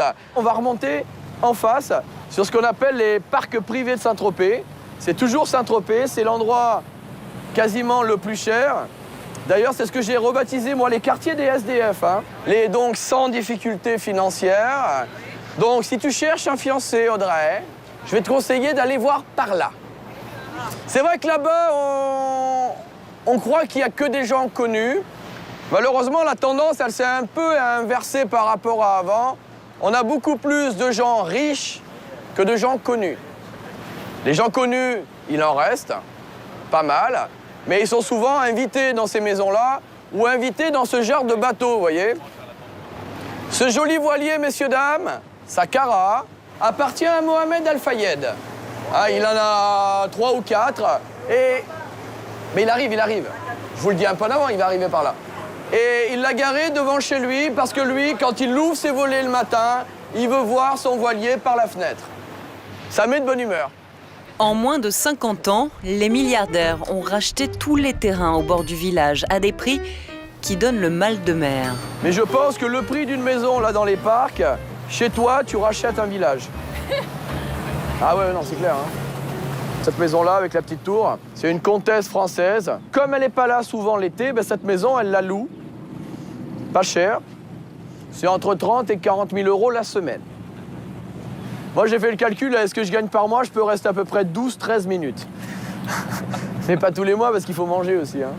Ouais, face à l'invasion, Christophe le Tropézien a choisi l'humour plutôt que la rancœur. Moi, j'aimerais bien habiter à Saint-Tropez, je vous le dis franchement, mais c'est juste impossible. La nouvelle génération, être propriétaire, c'est pas possible. Et ceux qui ont eu leur maison de génération en génération, ben, ils arrivent à les garder tant bien que mal. Voilà, c'est un peu le revers de la médaille, mais bon, voilà, j'arrive à y travailler. Et le blues des Tropéziens sévit même chez les habitants les plus célèbres, celle-là même par qui le mythe a commencé. Tout ça pour arriver devant chez Brigitte Bardot. Bah oui, c'est quand même une des figures emblématiques de Saint-Tropez. Elle est là depuis 1958, dans sa madrague, qui est juste en face de vous. Vous avez le mur là, blanc, le store bleu sur la gauche, et la petite à droite avec les deux tours, la fameuse madrague. Ce sont ces deux petites maisons-là. Elle a au moins le mérite d'avoir des maisons qui sont restées authentiques, provençales. Elle dit que c'est un paradis qui est devenu un peu un enfer. Tous les jours, devant chez elle, alors qu'il y a la place partout, hein, elle a entre 30 et 40 bateaux garés à 1,50 m de la maison qui viennent là, tous les jours, tous les jours, tous les jours. Un paradis devenu un enfer. Les vacanciers s'en moquent, ils ne font que passer. Comme dans un parc d'attractions, un petit tour, et puis s'en vont. Bon les amis, voilà, merci, vous avez été très bien, sauf deux. Non, ça plombe, hein. Merci beaucoup d'être venus, et elle vous remercie.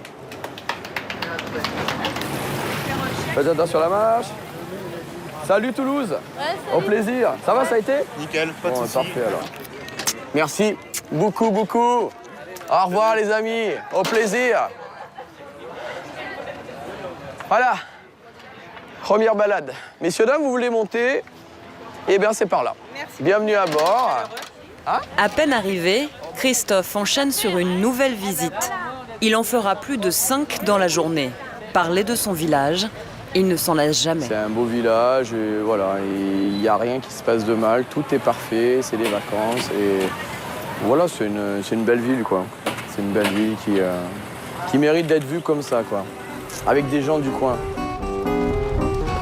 Si Christophe aborde la métamorphose de Saint-Tropez avec philosophie, la révolte gronde chez les riverains.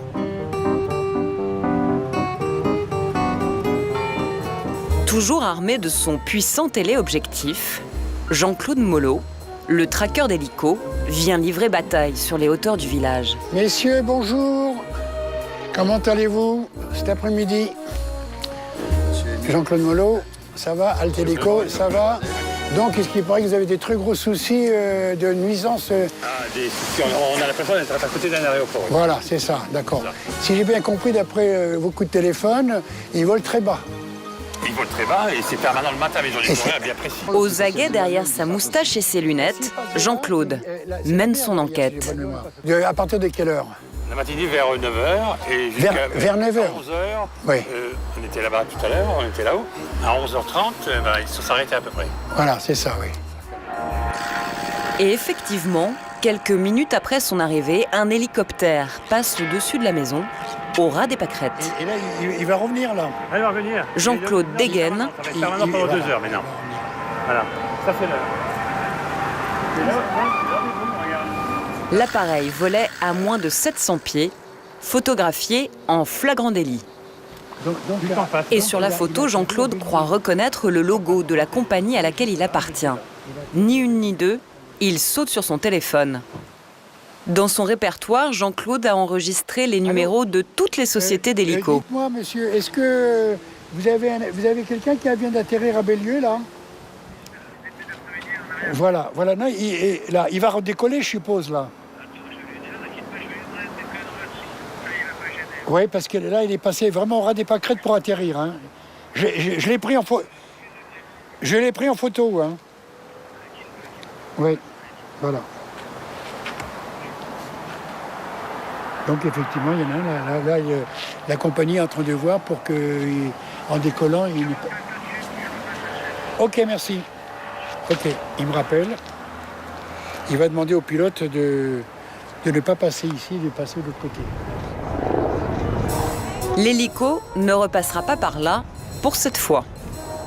En 5 ans, Jean-Claude a traqué des milliers d'hélicos. Et dans la baie, il est désormais l'homme que l'on appelle à la rescousse. En apprenant la venue de Monsieur Hélico, un autre voisin vient faire part de sa gêne, ou plutôt de son exaspération. Il n'est plus passionné, Gilbert. Voilà, c'est le monsieur qui râle, qui n'est pas content. Il n'est pas content du tout. Voilà. Là, j'étais au polo à l'instant. Oui. Il y en a 2 qui viennent de décoller du polo. Oui, voilà. Et au lieu de passer là-bas, ils passent complètement au-dessus du lotissement. On est dans un pays merveilleux. On n'a pas lieu de se faire emmerder. Il n'y a pas d'autre mot par l'hélicoptère.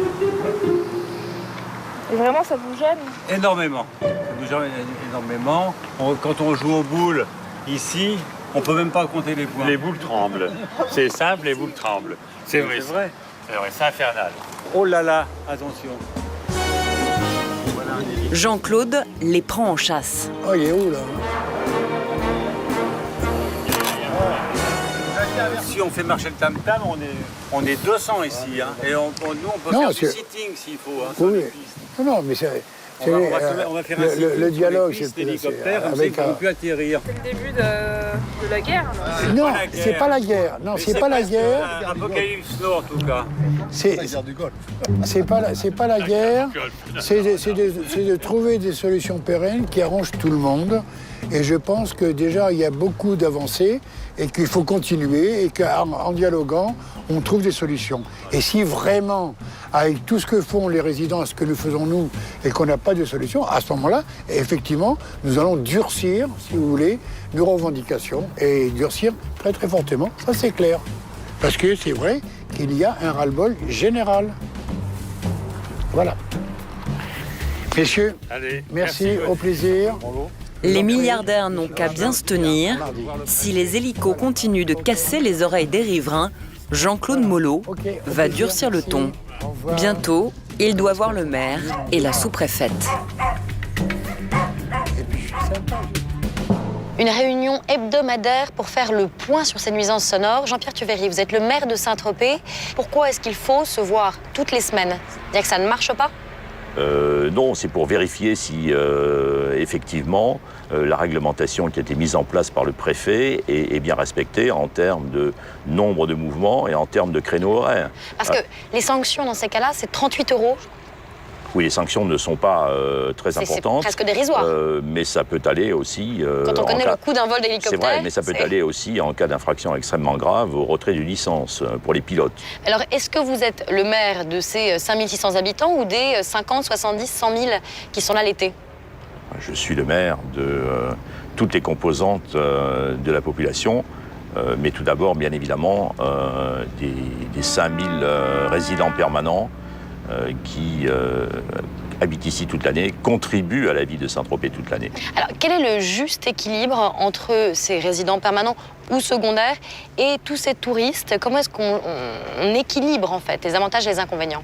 Les décisions qui sont prises ne peuvent pas être des décisions optimales. C'est ce qu'on appelle en anglais le second best solutions. Donc on essaie de ménager un petit peu la chèvre. Un peu défaitiste comme façon de voir? Ah non, pas du tout, non, parce qu'on a une attitude extrêmement volontariste.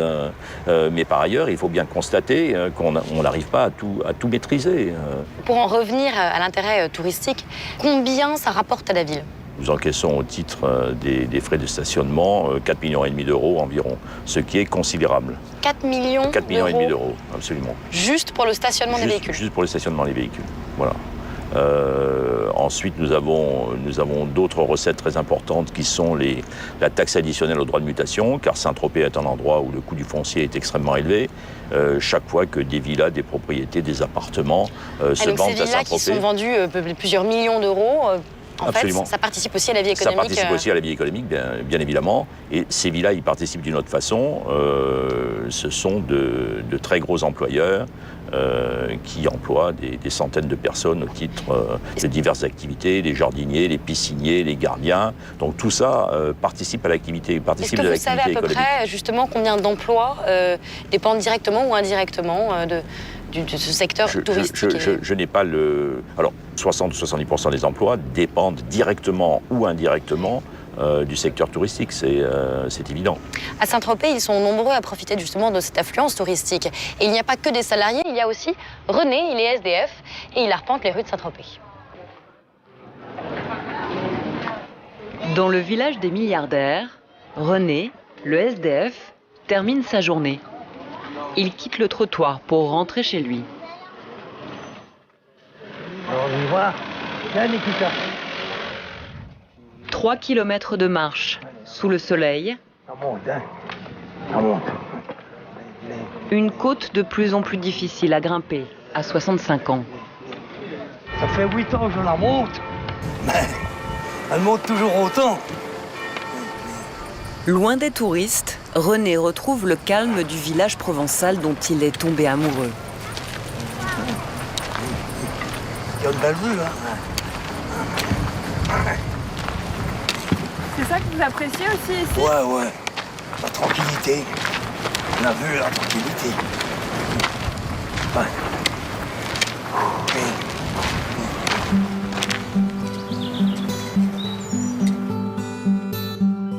Une tente au milieu d'un bois, à côté des villas des Nantis. C'est ici qu'il a élu domicile et qu'il vit toute l'année. Je n'habite pas à Saint-Tropez. Je campe à Saint-Tropez, c'est pas la même chose. Voilà. Mon 3 pièces. Le ciel au fond, moi devant. Il était qu'en hiver que vous restez là? Ouais, en hiver. C'est bon en hiver. C'est moins chaud. Oh. Ah, bien oui. Avec l'accord du propriétaire, il s'est installé sur ce bout de terrain il y a 8 ans. Un parasol et quelques ustensiles de camping. René n'a pas besoin de plus. Je pouvais me louer un studio. Mais 4 murs. Une porte, une fenêtre, 4 murs, c'est tout. Non, ici, tu te laisses, t'as un grand air. Tu n'ouvres pas de porte, rien du tout. T'as l'air, tout. L'air, les animaux. Ah, pas beaucoup aujourd'hui. C'est dans moins quart.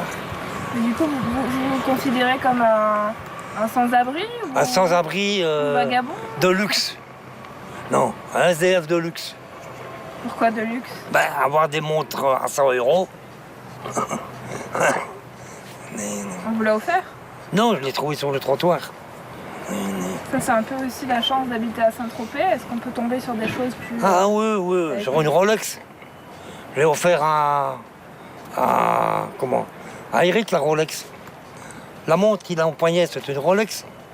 Je l'ai trouvée par terre, je lui ai offert. Ça sert à rien, tu me vois déjà qu'une Rolex au bras. 10 000 € pour une Rolex. On m'en prend pour qui? Déjà avec ça, on me prend pour un riche. Le jour que je dois remonter en Belgique, c'est que je suis vraiment malade, vraiment malade. Non, je ne suis pas vraiment malade. Hein? Loin de son pays, René termine sa journée au son des cigales. Un jour de plus, dans son coin de paradis, comme si la misère était un peu moins pénible au soleil. Dans ce village, où un air de fête flotte chaque soir, où les plaisirs sont rois et les excès la règle.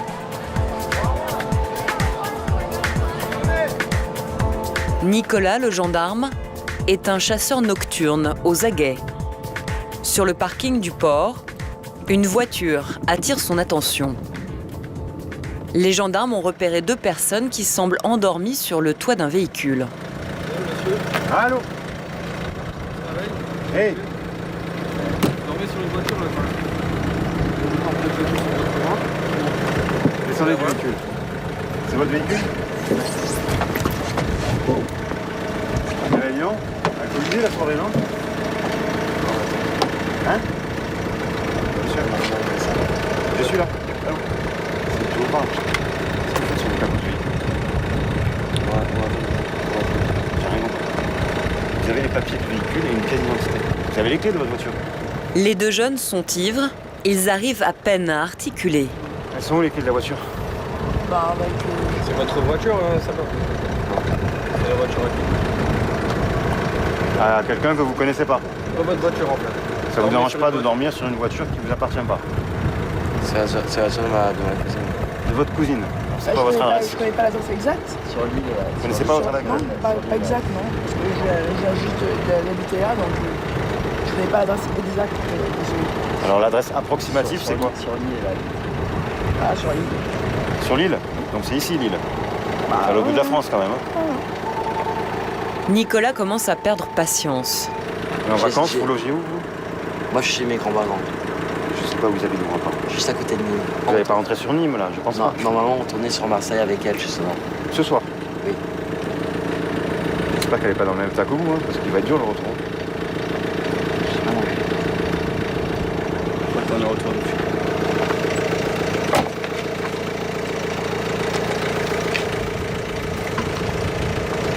Ils sont ivres. Maintenant, est-ce qu'ils sont en état d'ivresse au point que je les mette en cellule pour leur propre sécurité? Je pense pas. Simplement des débordements de personnes alcoolisées qui sont venues faire la fête et qui peut-être n'ont pas l'habitude de boire autant d'alcool. Pour nous, c'est un risque. Nicolas doit tout de même veiller à ce qu'il ne leur arrive rien. Vous êtes gelé en plus? Ouais. Vous n'avez pas moyen de vous mettre au chaud en attendant? Bah, c'est pour ça qu'on est venu là. Ah là, vous étiez pas au chaud, vous étiez sur le capot. Ouais. Ça va pas vous réchauffer le capot? Hein? C'est sûr. On savait pas. De toute façon, vous partez avec ce véhicule? Oui, c'est sûr. Laissez un mot sur le capot, marquez que vous êtes joignable à votre numéro de téléphone, essayez de réfléchir 2 minutes plutôt que de rester dans le froid. Parce que là, le vent, il va se lever, hein, l'alcool, il va descendre. À mon avis, je pense que dans une 10 ou 15 minutes, vous allez bien vous cailler. Allez vous mettre à l'abri. Bonne soirée. Allez. Secourir des fêtards en perdition, c'est le lot quasi quotidien des gendarmes de Saint-Tropez. Parfois un peu lassés de ces touristes qui pensent trouver à Saint-Trope une zone de non-droit. On est un petit peu sollicité par les abus de l'alcool, ça c'est une certitude. Il y a des personnes qui arrivent à être festifs et à boire et à être tout à fait cohérents, pouvoir rentrer chez eux sans aucun souci. Il y en a d'autres, ils n'ont pas l'habitude de boire, ils viennent de Saint-Tropez, donc pour eux c'est une limite de franchie, donc on est là pour faire la fête, on en profite au maximum et on boit les... C'est plus le verre de trop, c'est les 4 ou 5 verres de trop. Alcool, bagarre, vol, Saint-Tropez réserve toujours des surprises. Quelques minutes plus tard, les deux gendarmes sont appelés pour un cambriolage dans une villa.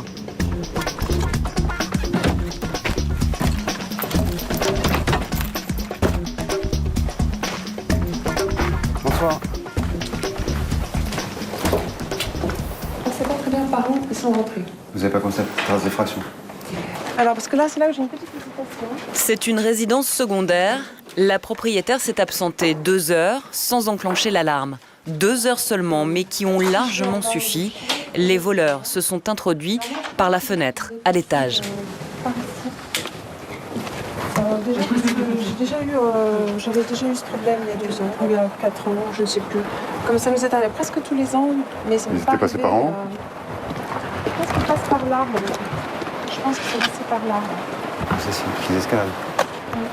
Des vols, presque chaque année. Certaines côtes attirent les surfeurs, Saint-Trope attire les cambrioleurs. Et le coffre-fort n'y change rien. Donc il était fixé au mur là aussi. Sur le mur, aucun indice.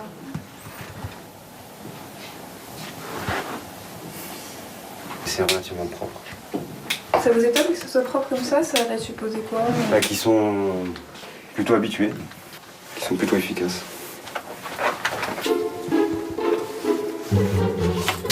Il y avait quoi dans le coffre? Alors dans le coffre, il y avait mon porte-monnaie avec toutes mes cartes de crédit, avec des fiançailles, donc en saphir mais entouré de diamants. Je Je peux vous donner une ordre de prix. Et puis une petite bague aussi avec des diamants. Il y avait des petits diamants pour mes oreilles que j'avais mis à partir parce qu'en fait, je ne peux pas les vendre. Et puis un petit pendentif avec une grosse perle, un petit diamant aussi. Je sais pas si tu as noté tout ça. Si, c'est illisible. Les voleurs ont empoché un gros butin. Mais étrangement, seul ce coffre-fort a été volé. La propriétaire a pourtant des coffres dans toutes les chambres, toujours le même modèle. Alors, ce que je ne sais pas, c'est facile de trouver le code de ces coffres? Non, mais une fois qu'ils ont pris le coffre, en fait, ils ont tout le temps pour pouvoir l'ouvrir. C'est sûr. C'est pas des coffres qui sont très imposants, donc ils peuvent les emporter. Nicolas est perplexe. Les voleurs semblaient presque connaître les lieux. Là, pour le coup, c'est un petit peu bluffant comme cambriolage, parce que d'habitude, les cambriolages, il y a des traces de fouilles. Il n'y a pas de recherche d'objets. Il n'y a pas de fouille des lieux, ils n'ont pas ouvert les tiroirs, mais ils ont quand même pris un coffre. Donc je pense qu'il va falloir que je discute avec madame pour savoir si c'est dans son entourage ou le personnel ou quelqu'un qui aurait connaissance de ce coffre et qui est venu pour ça. Les gendarmes poursuivront l'enquête avec la propriétaire demain, à la brigade. Après 5 heures de patrouille, Nicolas rentre chez lui. Passé les excès de la nuit, Saint-Tropez s'endort, encore fiévreuse, jusqu'au petit matin, où le village reprend ses droits.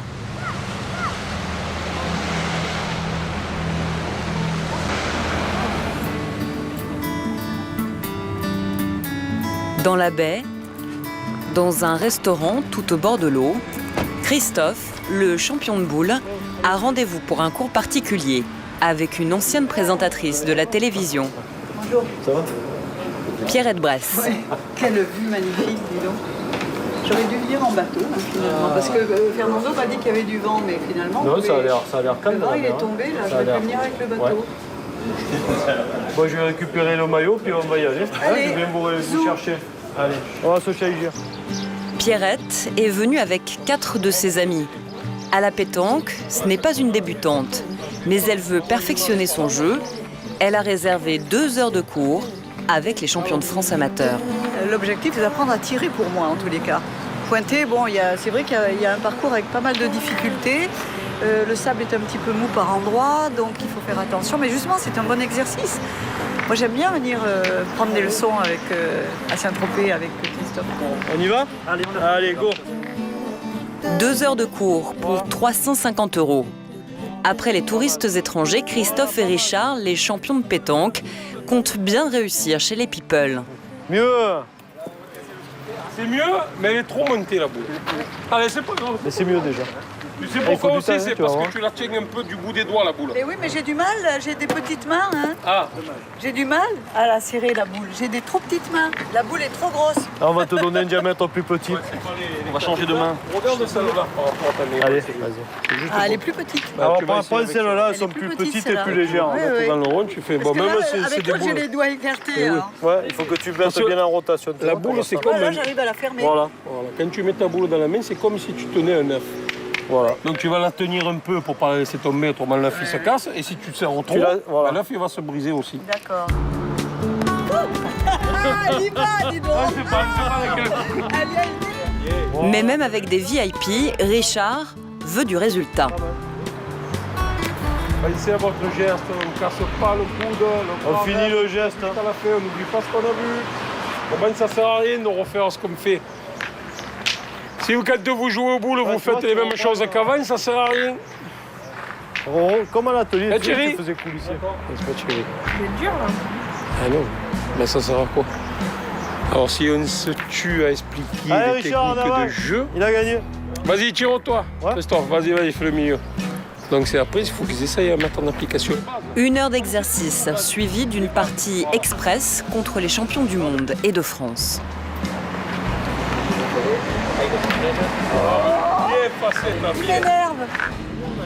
Les professeurs mènent le jeu sans surprise. Alors, ça donne quoi? Mais on a gagné. On a gagné difficilement 13-0. 0 pour les élèves, Pierrette et Fanny.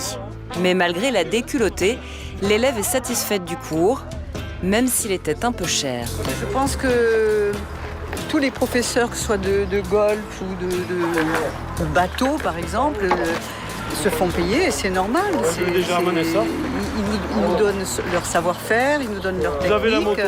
Ce sont des professionnels, il faut bien que quelque part, ils en vivent aussi de leur sport. Hein. Et nous, on en profite. À Saint-Tropez, tout le monde en profite finalement un peu. Il faut bien s'adapter à l'envahisseur si l'on veut survivre, tant bien que mal. Christophe s'est adapté il y a bien longtemps. Toute la journée, il promène des touristes sur son bateau. 19h, il ramène au port ses derniers voyageurs. C'est dur cette journée? Ah ouais, avec le vent, c'est terrible. J'ai plus de voix. Oh. C'est bon, t'es attaché au caillou. Salut le Togo, au plaisir. Totsins, ciao ciao, attention la marche. Et voilà. Mon meilleur moment, ça va être quand je vais avoir amarré le bateau. Et après, il faut le laver, donc ça, on peut le faire tranquillement. On a les pieds dans l'eau. On regarde les bateaux. Après la foule de la journée, c'est son petit moment, à lui.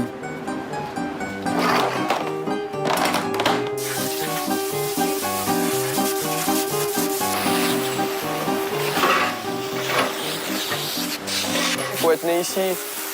Parce que Saint-Tropez, c'est trop ou rien. C'est un peu ça le truc. Bah, c'est-à-dire c'est trop l'été, il y a trop de monde, on se voit plus, on voit plus personne. Puis l'hiver, il n'y a rien, quoi. Il y a 80% de tout qui est fermé presque. Je dirais j'ai deux côtés, quoi. J'ai le côté pur tropézien qui dit ouais, qu'il s'en aille, qu'on ait le village à nous et qu'on soit tranquille. Mais j'ai le côté qui me dit voilà, si tu veux travailler, il faut qu'il y ait des gens qui viennent. Donc voilà, en fait, on fait la part des choses. On a le village à nous l'hiver. Et l'été, on le partage avec les autres. Et puis, on essaye de travailler quoi, avec les gens qui viennent ici. À défaut d'habiter au port, trop cher, c'est ici, sur son bateau, que Christophe se ressource. Un îlot de calme, au milieu de la fureur de l'été. C'est mon bureau, là. Mon bureau, mon usine, c'est comme on veut. Mais voilà. Je trouve que le cadre, il est quand même bien. Hein. Pourquoi ils viennent là, tous ces milliardaires? Ils peuvent aller partout sur la planète et c'est ici qu'ils passent l'été. Mon avis, c'est que ça doit être bien. Hein.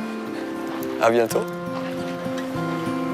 Bientôt, le village aux deux visages retrouvera sa tranquillité. Les touristes vont partir, les rues se vider, les milliardaires retourner à leurs affaires. Bientôt, Saint-Trope va redevenir Saint-Tropez.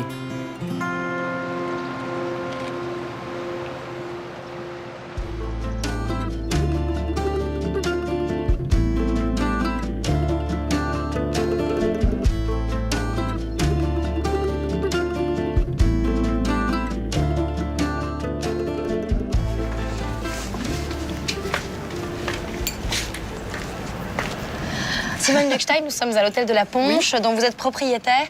Alors, c'est un lieu qui a inspiré des écrivains, qui a des peintres aussi. Comment est-ce que vous expliqueriez qu'autant, justement, d'artistes aient trouvé l'inspiration ici? Parce que c'est un lieu vrai. C'est un lieu qui a été préservé au fil du temps, qui a passé les modes, qui reste un endroit de beauté, de charme, de repos, de volupté, mais dans la simplicité. On dit que Saint-Tropez change, qu'est-ce qui restera toujours? Cette beauté qui jamais ne pourra s'en aller parce qu'elle est là, elle existe, elle a existé pour d'autres générations avant, elle existera pour d'autres générations à venir. J'en suis à ma 3e ou 4e génération de gens qui fréquentent ce village et qui continuent à l'adorer, donc c'est aucun souci. À un moment, il y a eu une campagne de dénigrement sur Saint-Tropez, mais Saint-Tropez reste éternel. Et l'amour pour Saint-Tropez aussi. Sagan l'a dit il y a longtemps et c'est toujours vrai aujourd'hui.